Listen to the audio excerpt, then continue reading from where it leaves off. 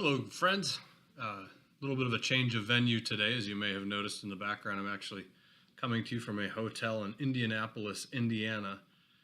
I'm here for the Sikh Conference 2019 Focus Fellowship of Catholic University Students Sikh Conference, which has been pretty cool, pretty impressive conference. 17,000 plus attendees, most of them college students and focused missionaries, but there's a lifelong mission track, which is why old people like myself are also here. I've got a pretty sweet setup, actually. I'm on the 24th floor of the JW Marriott in downtown Indianapolis. I was going to film with my view in the background, but then you can't see my face. I'll show you the view, and then you'll wish that I was showing you that instead of my face, but nonetheless, it's kind of cool.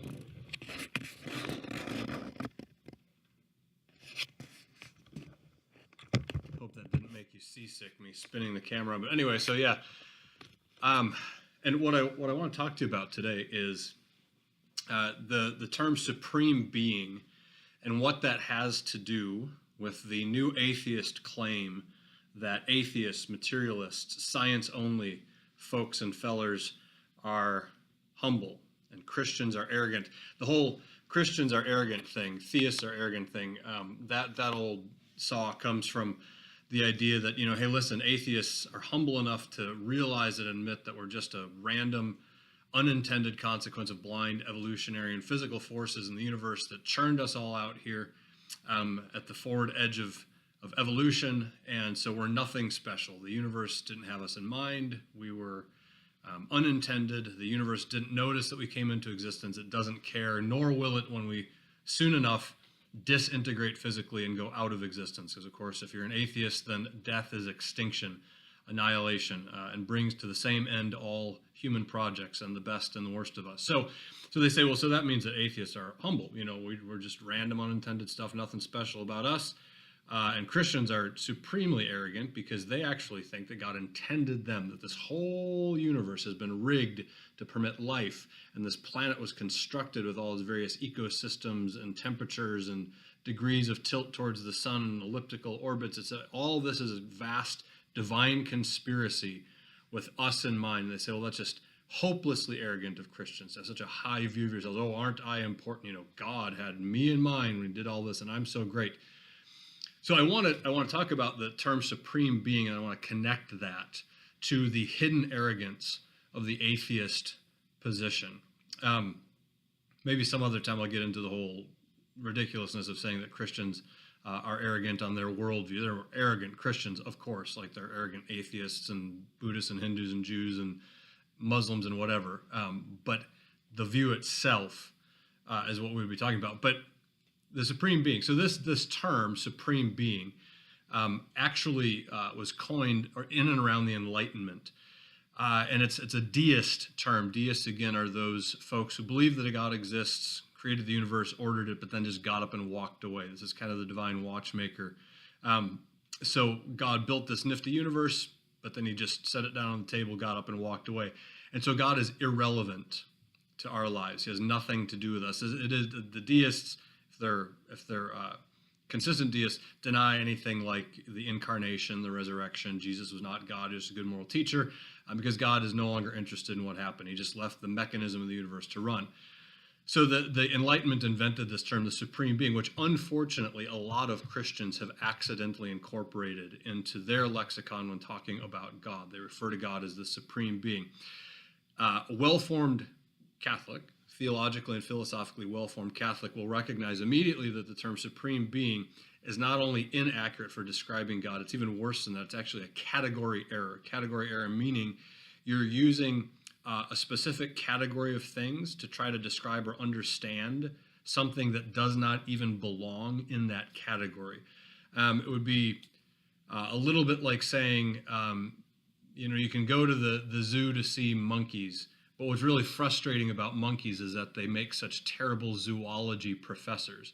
Well, it's a category error. You're trying to understand a monkey in terms of something, a zoology professor, that has nothing to do with a monkey. Monkeys aren't zoology professors because they can't be. They're not the kind of being that could be a professor of anything, let alone zoology. They're the subject of the study of zoology, one of the subjects of the study of zoology. They're not the professors that study and teach it. So to call God the supreme being is a category error, because God is not the supreme being. A term which would mean, if you look at it correctly, supreme being is a comparative term, which also means it's a competitive term. Supreme being is a term that simply means the highest, the best, the most powerful being. But that's in comparison to, and therefore in competition with, the other beings in the hierarchy of beings, right? So if there's a supreme being, that means that's the highest, the best, the most powerful of the whole hierarchy of beings. It's the one at the top of the ladder. But that means then that it's another being among many. And God is not another being among many. He's not the highest, best, and most powerful being. He is being itself. He's not, the difference between God and other beings is not a difference of degree, supreme to less supreme to, it's a difference of kind. And this is something that a well-formed Catholic philosopher or theologian would know, and hopefully just a well-catechized Catholic.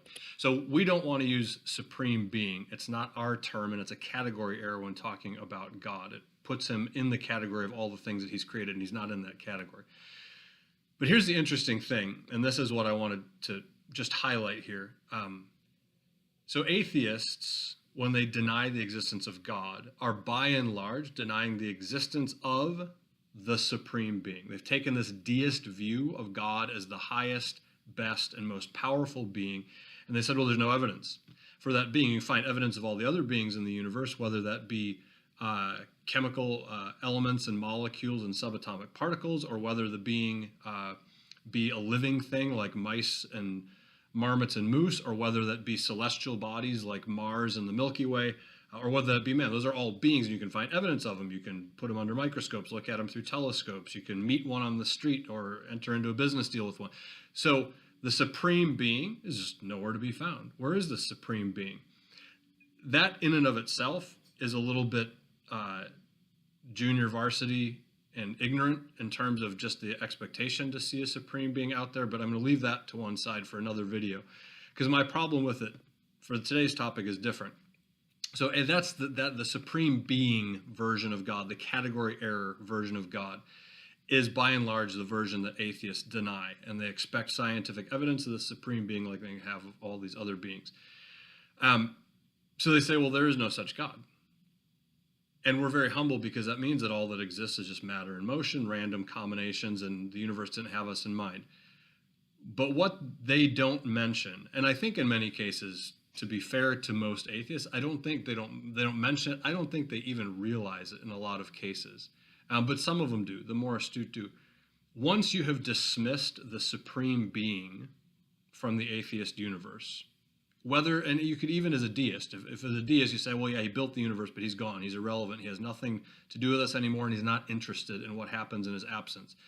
And in either case, for a deist or an atheist, in the absence of the supreme being, then we just fall back on the hierarchy of beings, and we have to ask a really interesting question. In the absence of the supreme being, who's the supreme being? Well, look around you. It's not mice or marmots or men, nor is it Mars or the Milky Way, as impressive as those celestial bodies may be. Only man can take up the mantle of supreme being.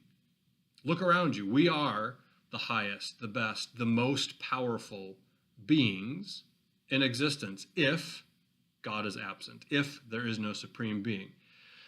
And so, of course, and the interesting fact is, in the absence of this category error God, the supreme being version, we become the supreme being. We fill the void left by God's absence. And so then you get to ask another really interesting question. And here's where the inherent arrogance of atheism comes into play. And I think it reveals and lays bare some of the motivations for being an atheist. Who's the best and the highest among the supreme beings? Man, because there's lots of people, lots of human beings. Who's the best and the highest? Well, it's certainly not those benighted, unenlightened religious believers, whether they're of the abusive, power-hungry shepherd variety or the ignorant, stupid, credulous sheep variety. Religious believers are obviously not the highest and best of this race of supreme beings. So who is? Well, it's obviously the skeptic. It's obviously the science, the men of reason, the men of science. In other words, it's the atheists. So what the atheists have done is they have kicked out their category error God, the supreme being, and then in his place, they have elevated themselves to the position of supreme being. They don't want the title because they don't want the attention. They don't want you to notice that they've made themselves a supreme being, but that's exactly what they've done. So next time an atheist tells you, oh, you Christians are so arrogant and think you're so special, say, listen, I'm nowhere near as arrogant as you. As an atheist, you've dismissed the supreme being from the universe, and you're the only one qualified to take his place. I'm not pretending to be God. That's something you're doing. Just a point worth making. Remember, the church has what the world needs. So learn your faith, live your faith, and share your faith.